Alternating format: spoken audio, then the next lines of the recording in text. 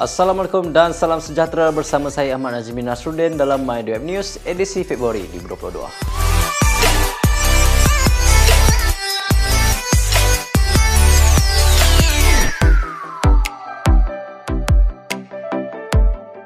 Kerjasama Strategik Jabatan Perkenalan Malaysia 2F bersama Agensi Penguatkuasa Maritim Malaysia APMM dalam memperkasakan kemahiran teknikal penguatkuasaan, perkongsian maklumat dan kepakaran pengendalian siasatan terutamanya berkaitan kesalahan-kesalahan di bawah Akta Perkenalan 1985. Kerjasama ini juga dikenali Operasi Mardov dilihat sebagai satu inisiatif kedua-dua agensi dalam membangunkan keupayaan sumber manusia berikutan perubahan syarat dan peraturan berkaitan PAS Lautan Kerja Sementara PLKS kepada warga asing yang terlibat dalam aktiviti perikanan.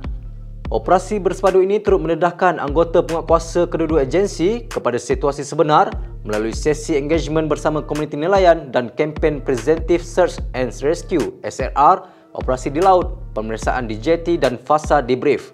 Op Mardov ini telah dilaksanakan pada 15 Januari hingga 25 Februari lalu yang melibatkan sektor operasi di Padang Perak, Labuan, Pahang dan Bintulu Sarawak dengan melibatkan 23 aset laut kedua-dua agensi serta 2 aset udara APMM. Fokus utama operasi lebih tertumpu kepada pemeriksaan vessel dan kru serta kempen kesedaran keselamatan bagi mengenal pasti kesalahan-kesalahan berkaitan Akta Perkenalan 1985. Sebanyak 277 pemeriksaan darat dan laut telah dilakukan sepanjang operasi ini dengan 25 kes tangkapan bot nelayan tempatan dan 1 tangkapan bot nelayan asing Vietnam di perairan Pahang. Tangkapan tertinggi sebanyak 23 kes direkodkan melalui Op Mardov Barat di Padang Perak yang dilaksanakan bermula 17 hingga 19 Januari lepas.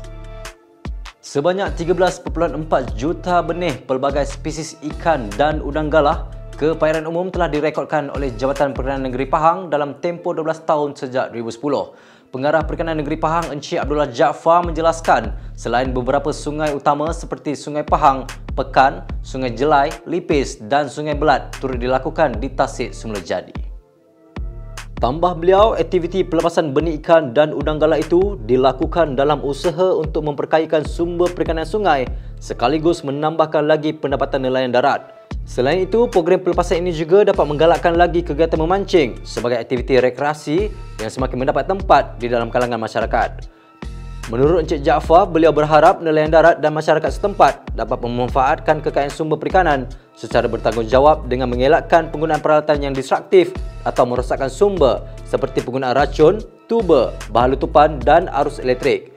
Penggunaan peralatan dan bahan larangan ini merupakan suatu kesalahan di bawah kaedah-kaedah perikanan perairan Sungai Pahang 1991. Jika disabit kesalahan boleh dikompaun atau didakwa di mahkamah dengan hukuman denda dan peralatan dirampas.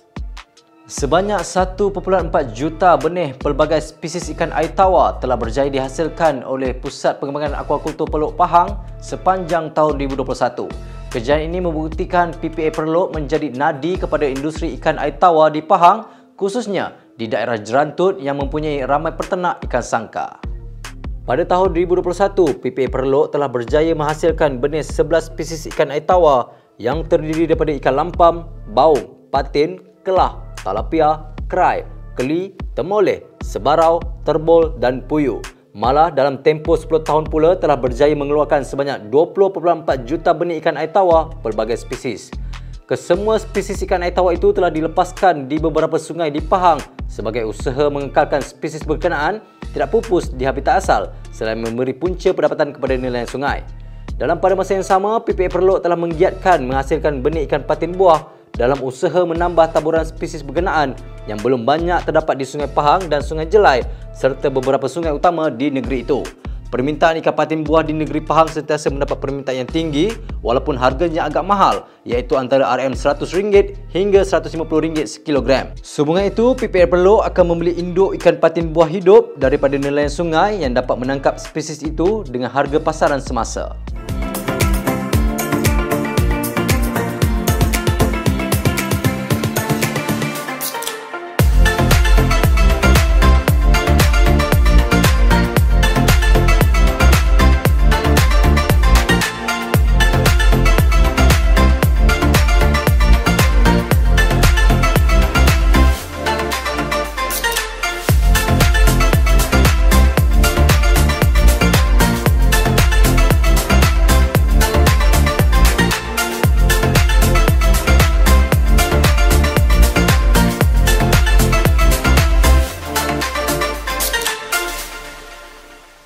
Sebelum saya akhiri laporan, jangan lupa follow atau ikuti laman sosial Jabatan Perkebunan Malaysia bagi mengetahui maklumat dan informasi terkini. Saya Ahmad Najmi Nasruddin. Assalamualaikum dan salam keluarga Malaysia.